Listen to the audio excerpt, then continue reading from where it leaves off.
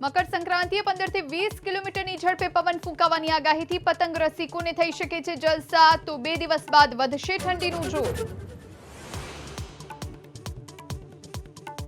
રાજકોટમાં લેબર કોર્ટના હુકમથી મામલતદારે અમૂલ ઇન્ડસ્ટ્રીઝને કરી સીલ, કર્મચારીઓને પગાર ન ચૂકવવાના કેસમાં કાર્યવાહી।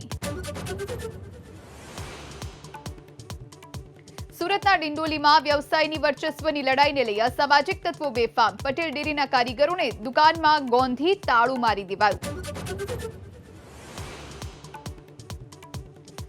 અમરેલીના લાલાવદરમાં ખેતરના કૂવામાંથી દંપતી સહિત 3ના મૃતદેહ મળતા ચકચાર, ફાયર વિભાગે કૂવામાંથી બહાર કાઢ્યા મૃતદેહ।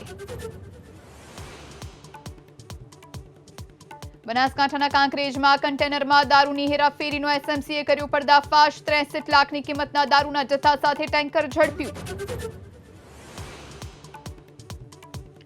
અયોધ્યામાં રામ મંદિર પ્રાણ પ્રતિષ્ઠા પહેલા અમેરિકાના હ્યુસ્ટનમાં જય શ્રી રામની ગૂંજ, 2000થી વધુ ભક્તો સાથે નીકળી ભવ્ય રેલી।